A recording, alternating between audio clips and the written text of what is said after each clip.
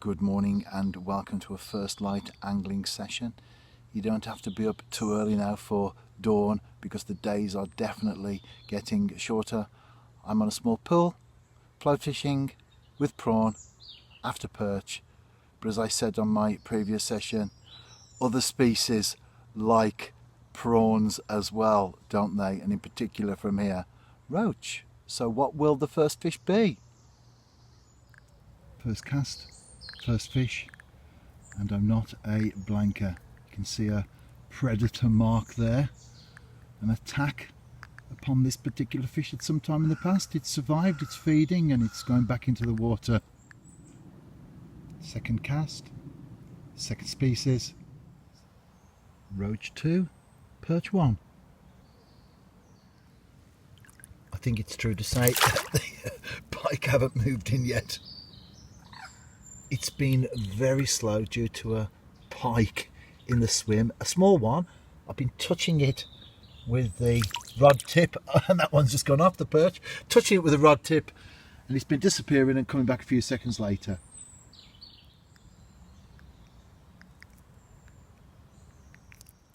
If I could give one tip on fishing with prawns, it would be don't take any other bait with you, because prawn, if you've not fished with it before, you will always have in the back of your mind, will it work? Is it working? Invariably, it will never be as productive as fishing with maggot, for example, on the hook. So you take your prawns and you think to yourself, I'll take some maggots just in case it doesn't work. And before you realise it, you've had a couple of minutes with a prawn on the hook and then you're back to maggots. It's one of those baits that can be very, very effective, especially when we're talking about bigger perch. But you need to stick with it. So a tip for me isn't about presentation, where you fish, where you put your bait, etc. But rather, don't take anything else with you. Just take prawn.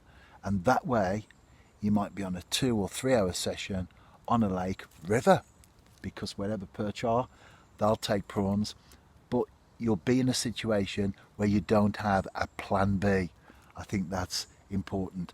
And once you get past that stage, which initially is catching your first fish, then you'll realise what a great bait it is. Well, I've concluded my tench campaign. It did go out with more of a whimper rather than a bang. I did catch, but it was very, very slow going. Having said that, that wasn't just my own experiences, but everyone else that fished for the Tinkers on the lake. But I've now moved on and I've kicked off with a couple of prawn sessions after perch on a small pool, and I have caught, so that's been great. And I'll be fishing rivers as well as ponds and pools, but for different species and using different tactics and different methods. So although the approaches might change and the focus might change, the most important thing is the fishing continues. Groundhog Day, another late afternoon walk through the woodland onto the golf course with Dilwyn. He's up there somewhere. Yeah, he's around behind us. There he is. There he is. And I think it might be Groundhog Day in more ways than one, because it's starting to rain. Raining again, yeah. And got my binoculars. Let's see if I can see another species, a new one for the year, perhaps. Yep. I need to add a few more.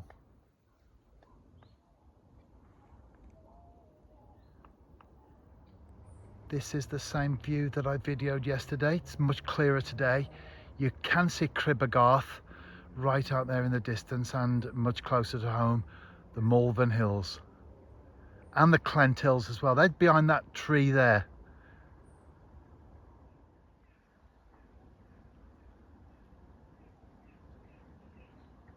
I could hear you talking in a nice voice there. Oh, I'm talking to the horse. I thought it was either the sheep that are in there or the horses. He's The latter. fascinated with Dilwyn. Look at Dilwyn's face. He doesn't know what to make of it.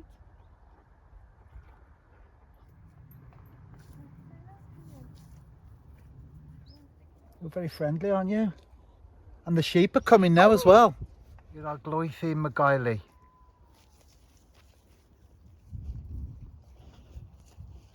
Shemai Dafad. Shemai.